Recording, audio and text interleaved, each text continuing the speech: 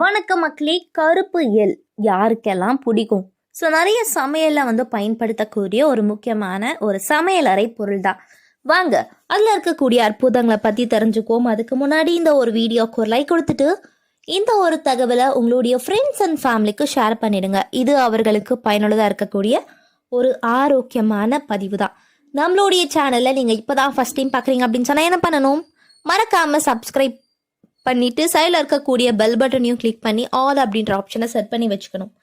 So எள் விதைகளை நம்மளுடைய உடலுக்கு அதிக அளவில் பார்த்திங்கன்னா பக்க விளைவுகளையும் ஏற்படுத்துது. அதே சமயம் நம்ம அளவுக்கு மிஞ்சினாதான் நமக்கு பக்க விளைவுகளை ஏற்படுத்தும். அளவுக்கு அதிகமாக நம்ம ஏன் பயன்படுத்த போகிறோம்? ஸோ ஒரு நாளைக்கு எவ்வளோ சாப்பிடணும், இதெல்லாம் நம்மளுடைய உடலுக்கு நல்லது அப்படின்ற மாதிரியான எல்லா தகவலும் நம்மளுடைய சேனலில் நாங்கள் போட்டுட்டு தான் இருக்கோம்.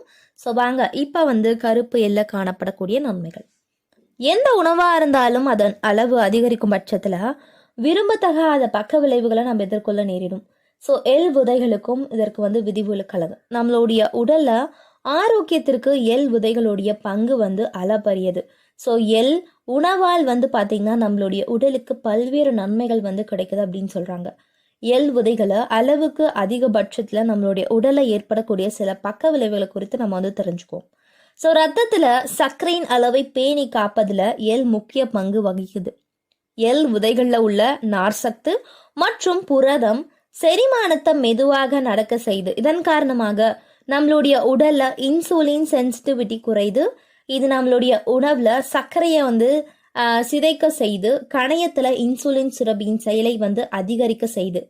நமது உணவுல எள்ளின் அளவு அதிகரிக்கும் பட்சத்துல ரத்தத்துல அதிக அளவிலான சர்க்கரை கட்டுப்படுத்தப்பட்டு சர்க்கரையே இல்லாத ஒரு நிலை ஏற்படும் அபாயம் இருக்கு அப்படின்னு சொல்றாங்க. ஸோ அடுத்த விஷயம், அதிக உயர்ந்த அழுத்தம் கொண்டவர்கள், அதாவது உயரத்த அழுத்தம் கொண்டவர்கள் எள் விதைகள் சிறந்த தீர்வாக இருக்கும் அப்படின்னு சொல்றாங்க. ஏன் அப்படின்னு கேட்டீங்கன்னா, எள் விதைகள்ல உள்ள மினரல்கள் ரத்தத்துல உள்ள உப்பின் அளவை கட்டுப்படுத்தி பல்வேறு வகையான உபாதைகளை பார்த்தீங்கன்னா ஏற்படுவதை தடுக்க உதவுது. இரத்தத்தில் உப்பின் அளவு அதிகரிக்கும் போது அது செல்கள்ல நீரிழப்பை அதிகரிக்க செய்து விடுவதனால இரத்த அழுத்தம் அதிகரிக்க ஏதுவா அமைது. நம்மளுடைய உணவுல அதிக அளவு எள் இருக்கும்போது அது இரத்த அழுத்தத்தை அதிக அளவுல குறைத்து விடுது அப்படின்னே சொல்றாங்க. ஸோ குடல் அலர்ஜினா என்னங்க? குடல் அலர்ஜி அப்படின்றது ஒரு வகையான நோய். இதில் குடல்ல பின்பகுதி பெருக்கம் அடைந்து கடுமையான வலி ஏற்பட காரணமா அமைது. நம்மளுடைய உணவுல உள்ள செரிமானம் ஆகாத உணவுகளினால தான் இந்த ஒரு நிலை ஏற்படுது. ஸோ எள் விதைகள்ல உள்ள நார் சத்து செரிமானம் ஆகாத பொருட்களை கண்டறிந்து ஜீரணமாக வழிவகை செய்து. ஸோ கழிவுகளை மலம் வழியா வெளியேற்ற உதவுது. நார் சத்து உடல் எடையை குறைக்க உதவுறது மட்டும் கிடையாது, அதிகமான உணவு உட்கொள்வதை தடுக்குது, செரிமானத்தை மெதுவாக்க நடைபெற செய்து அப்படின்னு சொல்றாங்க. ஸோ நார் சத்து அதிகம் உள்ள எள் விதைகளை நம்மளுடைய உணவுல அதிகமாக சேர்க்கும் போது அது குடல் பகுதியில படிந்து அதன் அளவை விரிவடைய செய்து வீக்கங்களை ஏற்படுத்தி அதிக வலி ஏற்பட காரணமா அமைஞ்சிருது அப்படின்னு சொல்றாங்க. ஸோ எள் விதைகள்ல கருப்பு வெள்ளை அப்படின்னு இருக்கு. ரெண்டுமே மோரல்லஸ் ஒரே மாதிரியான நன்மைகளை தான் கொண்டிருக்கும். ஸோ எள் விதைகளை நம்ம அதிகமாக உணவுல சேர்க்கும் போது அது நம்மளுடைய உடல்ல அனாப்ளாக்சிக் அல்லது ஒவ்வாமையை ஏற்படுத்தி விடுது. ஸோ குமட்டல், சுவாசித்தல பிரச்சனை, அலர்ஜி உள்ளிட்டவைகள் இதன் அறிகுறிகள் ஆகும். ஸோ எள் காரணமாக ஏற்படக்கூடிய ஒவ்வாமை பாதிப்புகள் எள் கலந்த உணவை எடுத்துக்கொள்வதற்கு முன் மருத்துவரிடம் நம்ம ஆலோசித்து கூட எடுத்துக்கலாம், எந்த ஒரு தவறும் கிடையாது அப்படின்னு சொல்ல வராங்க. ஸோ எள் விதைகளில் இருக்கக்கூடிய நார் சத்துக்களை நமது உடல் எளிதில் ஜீரணிக்க முடியாததால அது நமது உடல் எடையை கணிசமான அளவிற்கு அதிகரிக்க செய்து விடுது. நம்ம சிறிய அளவிலான எள் கலந்த உணவை உண்டாலுமே நமது உடல் எடை பெருமளவு அதிகரித்து விடுது.